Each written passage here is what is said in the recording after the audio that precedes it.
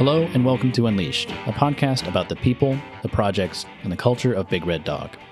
Each episode, we sit down with a team member to discuss what they do on a daily basis to chase their passions, help our clients become successful, and make the engineering business cool.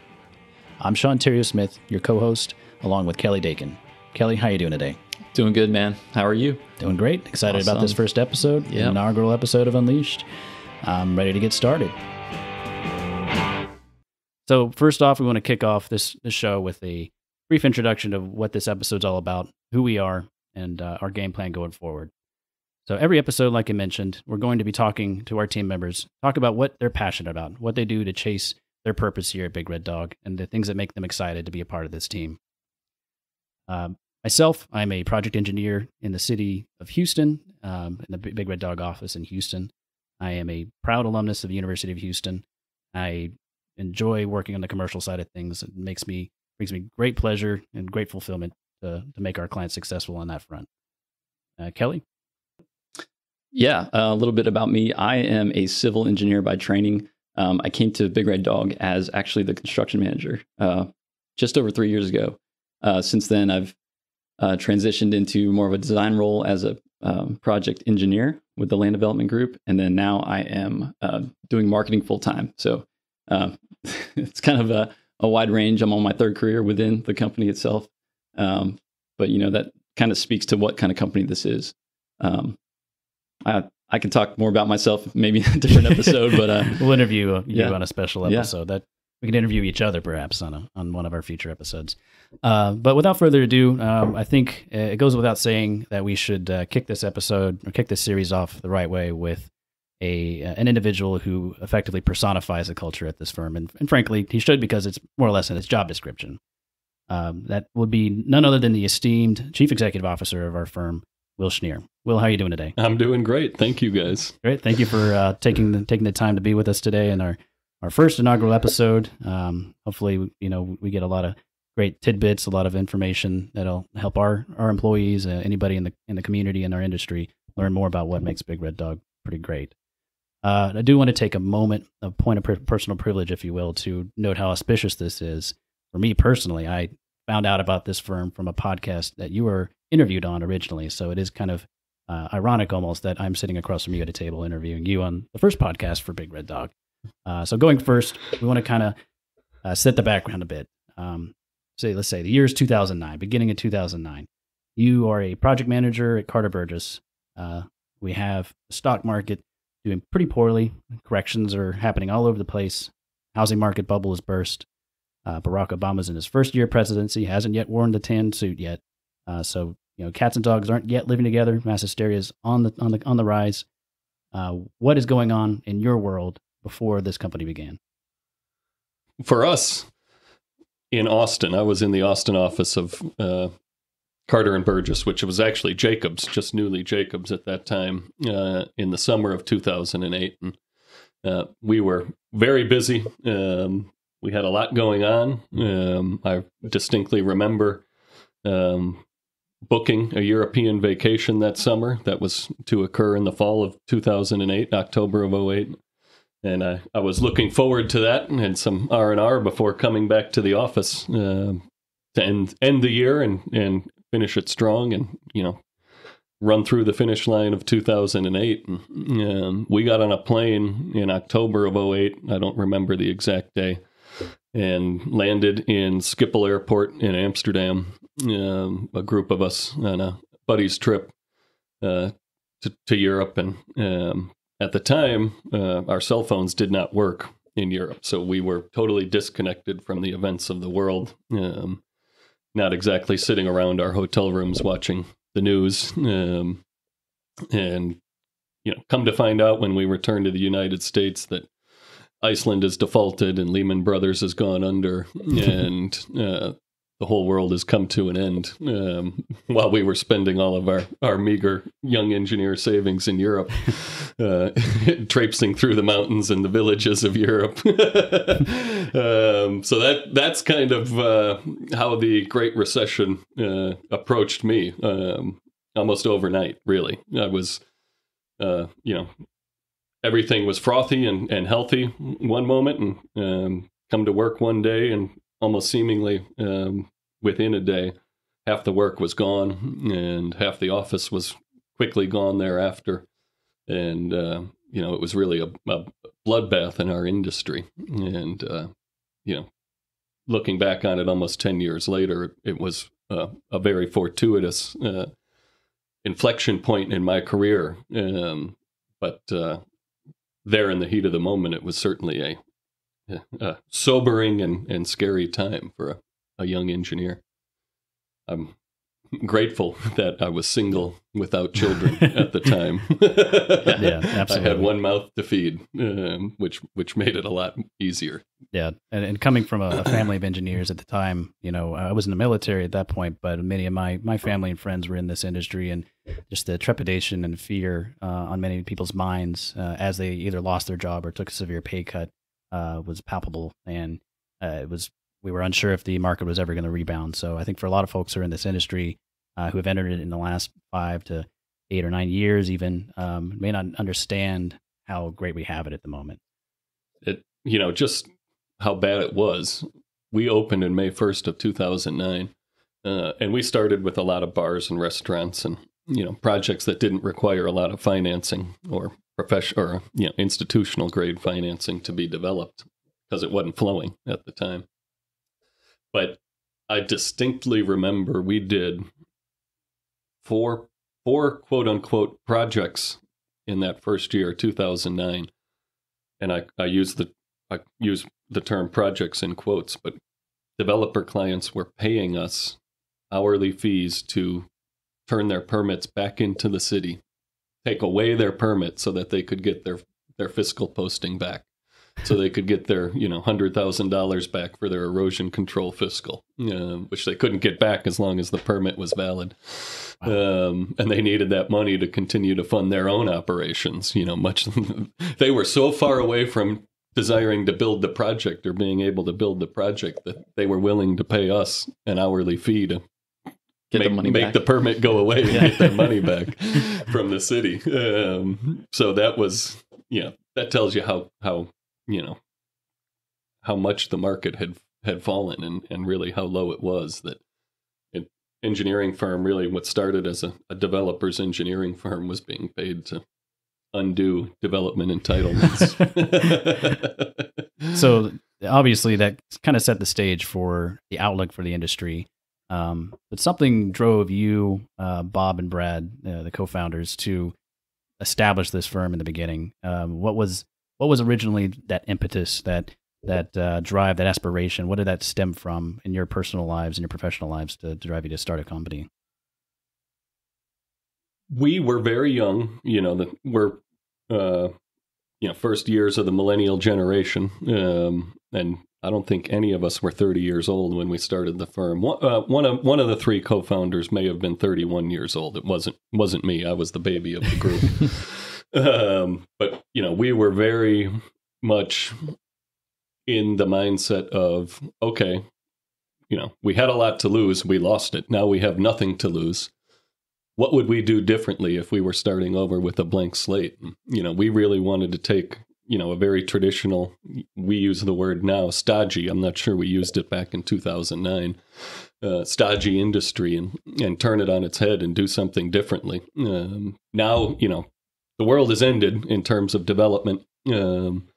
And in terms of spending money on infrastructure, the world is essentially ground to a halt. So when it comes back, that's the opportunity for green shoots of something new to happen. And, whether we expressly stated it in those terms or not, the general mindset was, we have nothing to lose. Go out there, do what we want to do and do it the way we want to do it.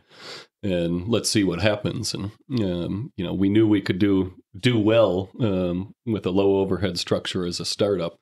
And then the cultural things about, almost defying the industry in terms of our name and our branding and, our office locations and, the way we interacted with our clients and really developed a partnership with our clients along the way was key to making that distinction and allowing the firm to take off. Absolutely. Almost kind of, defy conventional wisdom in the sense that, especially it pertains to engineering industry, very risk adverse, starting and growing in terms of really healthy markets. But you guys identified really early on that markets are seasonal. You knew that when there's nothing on the ground, you're effectively in a winter. You know that spring's just around the corner, so you buy low, sell high kind of mentality. You're going to grow with the curve. So I think that's a great idea. And we opened in May 2009. Balance sheet said 0-0, which very astutely we looked at each other and said, "Hey, we just opened. Our balance sheet says we're worth nothing," which makes our balance sheet stronger than 9 out of 10 competitors in this industry right now because we're not negative. Absolutely. So that was very nice to be able to say, we were looking for very small victories at the beginning. If somebody would have offered us a job, for half of what we were making a year before, halfway through 2009, Big Red Dog wouldn't be here right now. But, it was very humble beginning and it took fully through, middle of 2010 for our market to bounce back with enough momentum that has carried through to today, early 2018. But it was very much touch and go until middle of 2010 from the time we started in early 2009.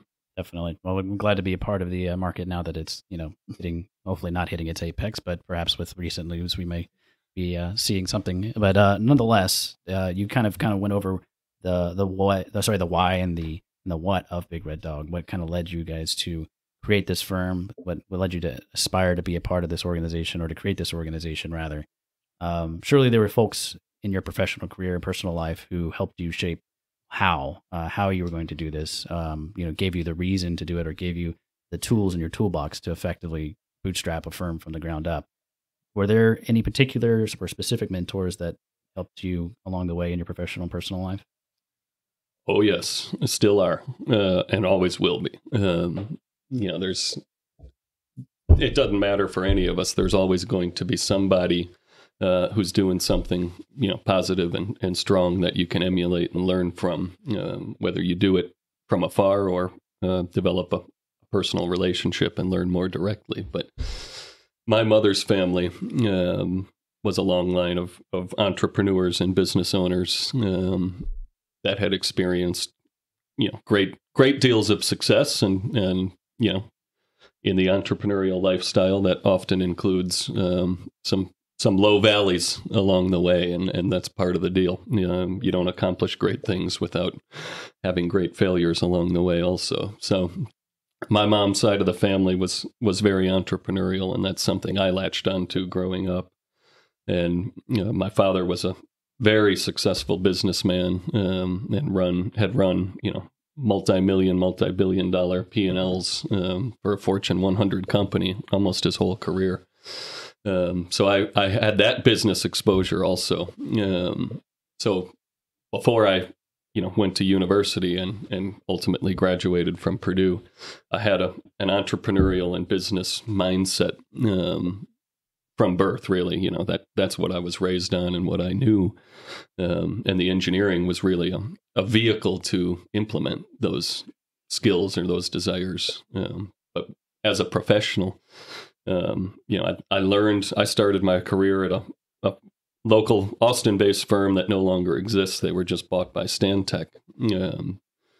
That firm, their name was Burey & Partners, which now that they're bought, I can say on a podcast. I would never have said that before.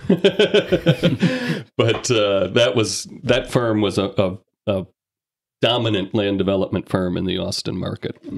Everybody else was in an also-ran position. So having started my career there and had internships there, I was exposed to a whole lot of the business, in a brief window, counting the internships, maybe 2.5, 3 years. And I feel like I got, 10 years of exposure to projects in the pace of the industry, and had many mentors there that are both in the industry still and competitors, and some have moved on and retired. But when I got to Carter and Burgess in 2006, I really learned, through watching how to run the business side of the operation. Carter Burgess did a lot of good things and did things well. And then saw, some of the things that Jacobs had done when they had acquired Carter Burgess, which added that whole corporate management layer on top of that.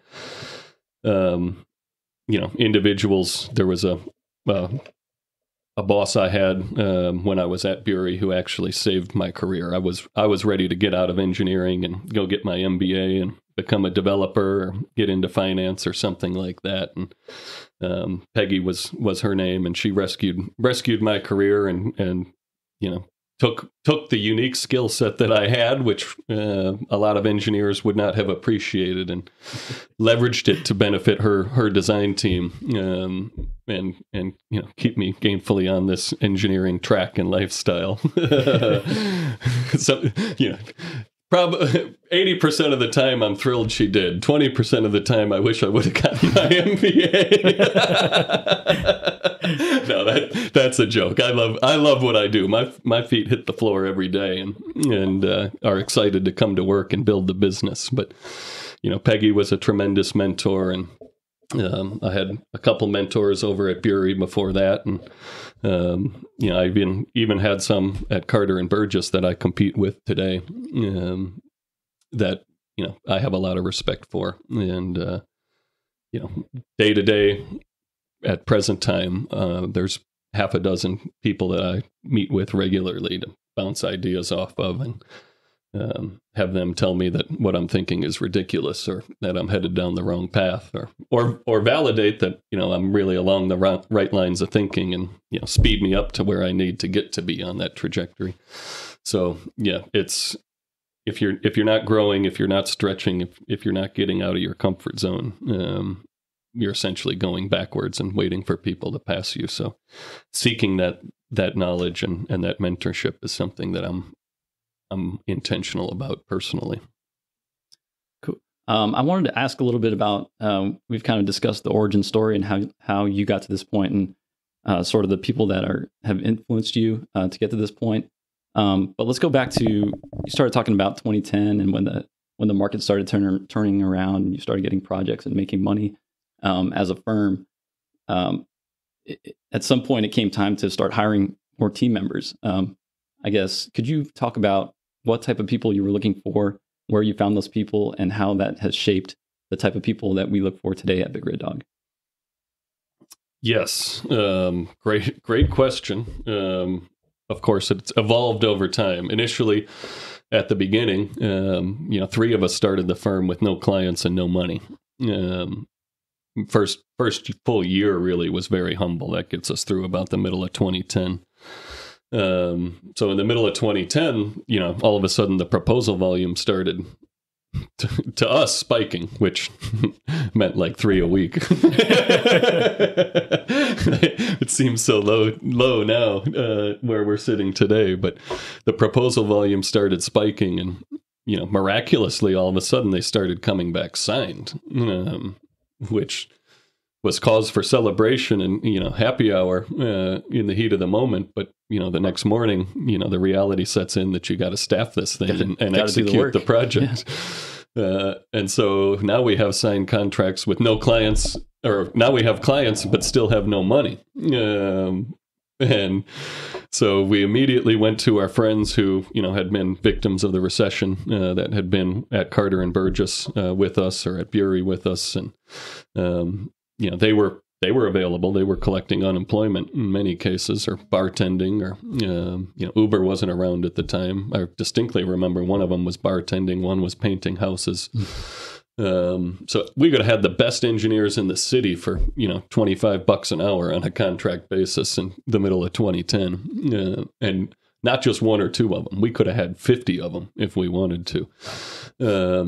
So early on, it was not difficult to find labor, and it was typically contract labor.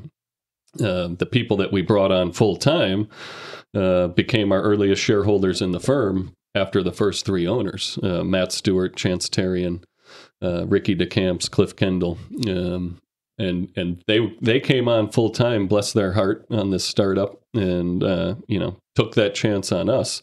Keep in mind, we have clients but no money, so the one thing we had was stock in company that was essentially worth zero at the time. So it was easy to give it away. And, luckily for us, it's appreciated and the stock is no longer worth zero and we're comfortably on the payroll and it's mushroomed. But, it's unique that 8 of our first 11 team members, shareholders or not, had all worked together either at Carter and Burgess or at Bury.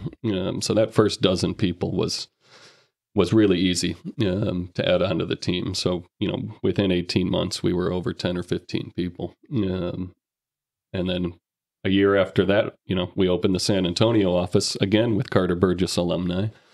And that office took off from there. And fast forward to today, we're hiring, 30 people a year, net 30 a year, which is, with departures and career changes is really, a gross, 40 or 50 a year. And it's become much harder. Obviously, we're in an era of record low unemployment. It's even lower for engineers. It's theoretically full employment for the engineering industry, especially in Texas right now for what we do. So the challenges are much different now. In 2010, the challenge wasn't finding the talent. You could have, a 10-year guy for $25 an hour. The challenge was finding the work that would generate the money to pay those people. Fast forward 8 years, 10 years later, the challenge is very much finding the people and the people that can continue to fulfill our value proposition on behalf of our clients. And, that 10-year guy, that 15-year guy is a lot of effort to try to find. We can find people right out of school all day long. If you said, I want a brand new EIT out of college, I can have them here on Monday. If you said, I'm looking for a 7-year project engineer, gotta have more time on that one, guys. Yeah. You better have a backup plan. Look around the company for who you can use. Grow the people we have. Yeah. Growing from the bottom and very much. And it has to be that mindset.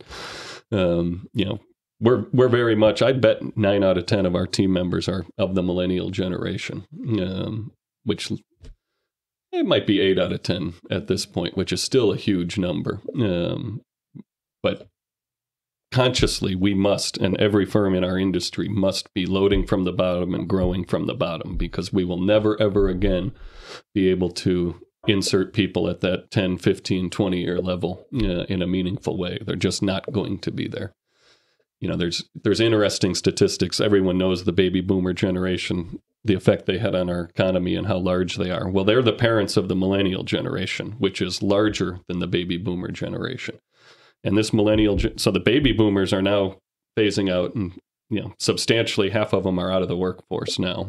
Half of them are hanging on, but will be gone in the next 5 to 10 years.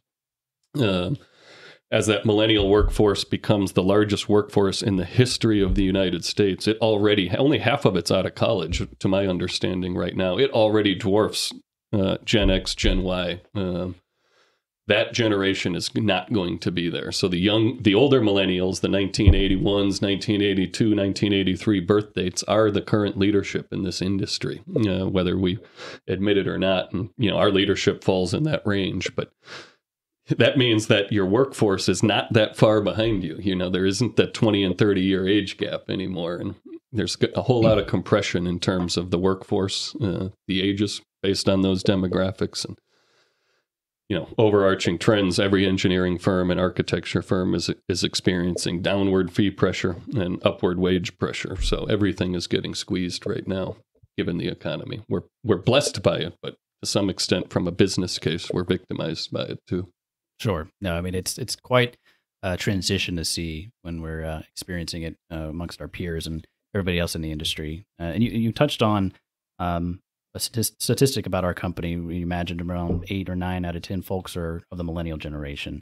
And I've seen some peers in my cohort since I've been in this industry that they have firms who are even going as far as to effectively almost demillennialize their firms, trying to remove some aspect or some, I guess, perceived negative component of what they perceive the Millennial Generation to possess.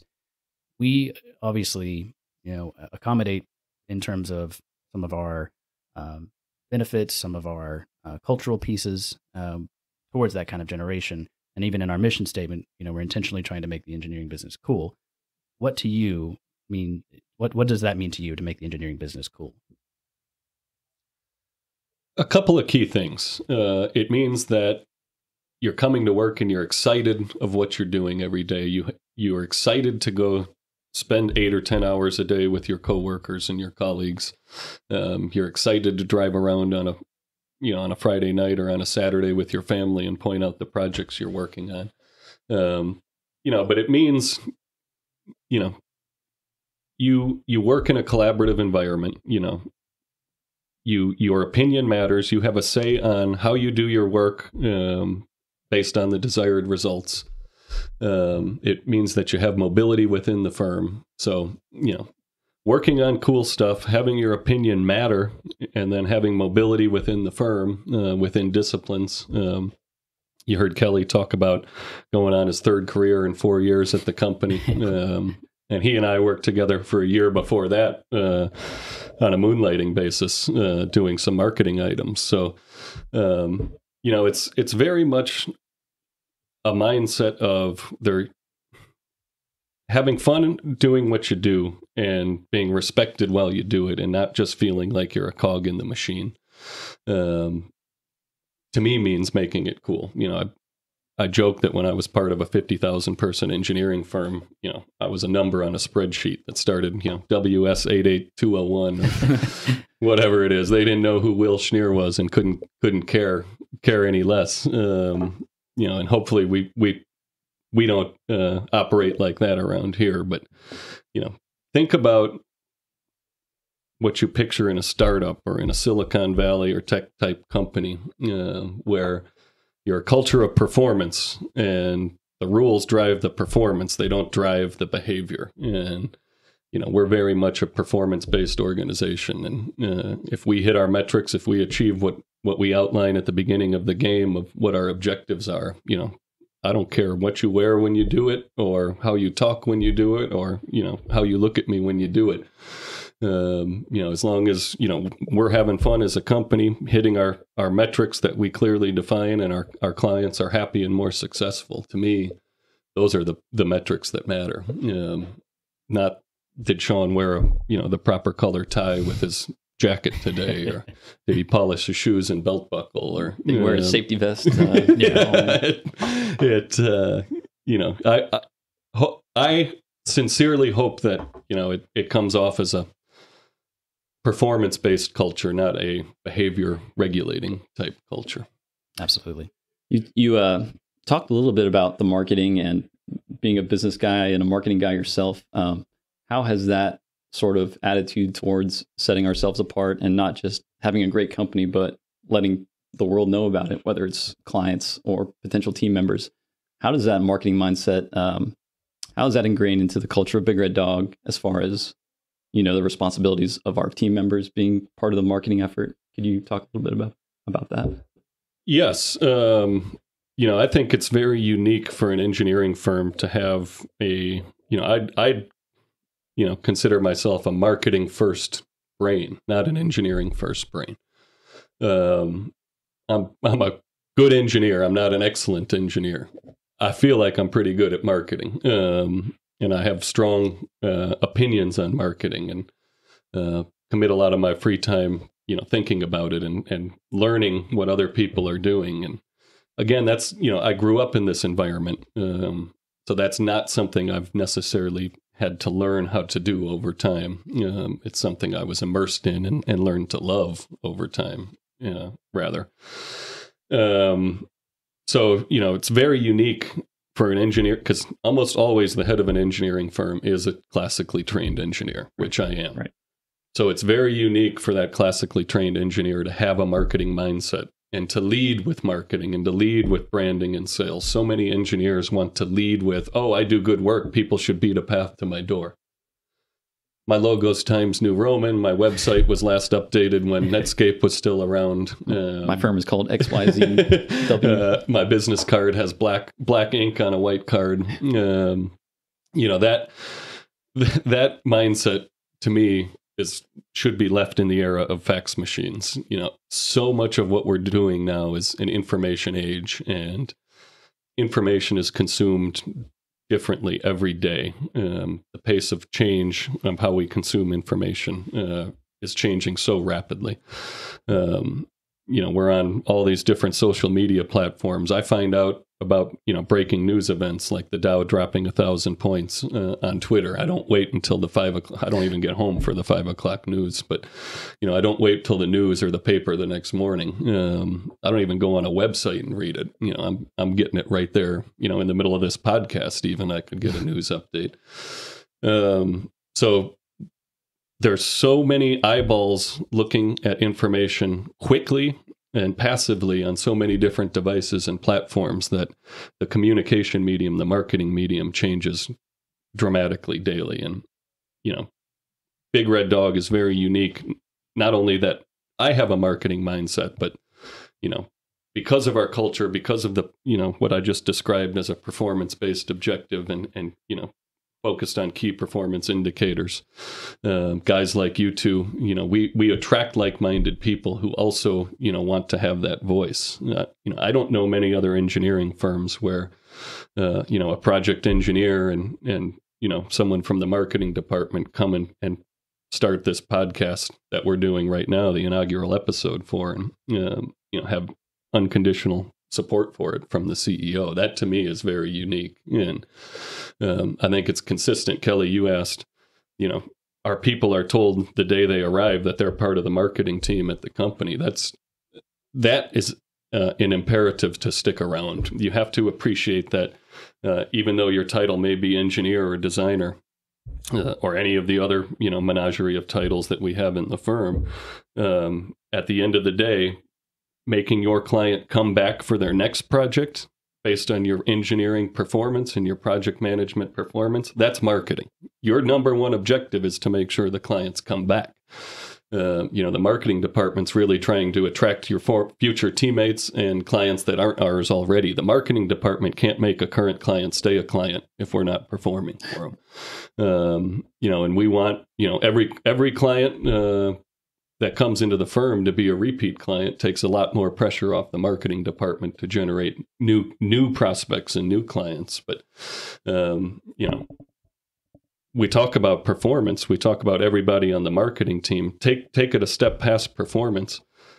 Communicating what you do, communicating the value that you add to a client or to a project or to a process that hits the client's bottom line in a positive manner is something that needs to be, to me, shouted from the rooftops. So if an engineer or project manager notices that we're doing that, that's tremendous fodder to leverage into marketing opportunities. And, those marketing opportunities through our online and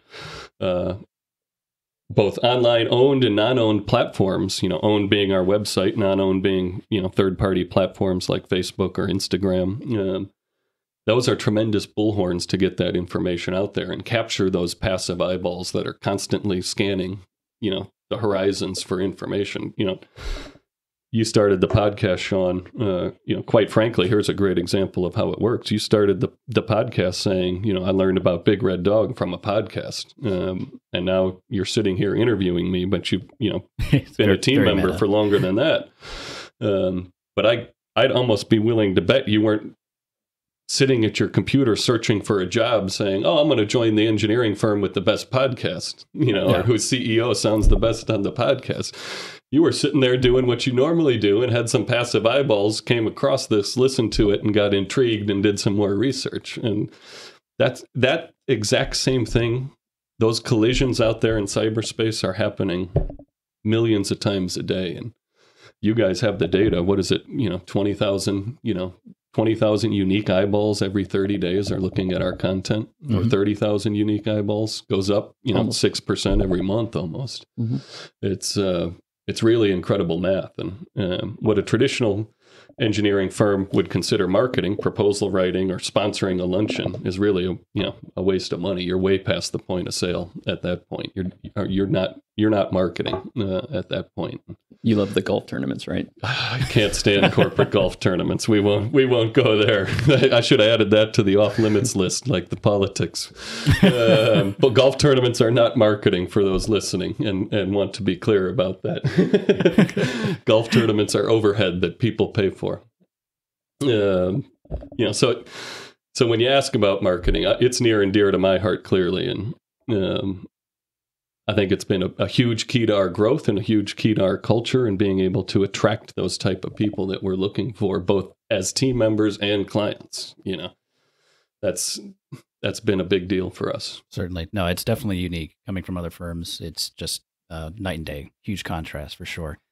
So we kind of want to wrap things up with a final question for you, kind of get to know who Will is, the individual, rather than our illustrious and esteemed leader. Same guy. Same guy. Same. Put my pants on one leg at a time. Sometimes they're stained and I don't even know it. It's the engineering life, I suppose. But what is something that you like to do with with the family on the weekends? I know you have a little one at home as well.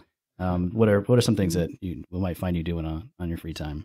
We are very big on getting out as a family into nature and state parks and national parks.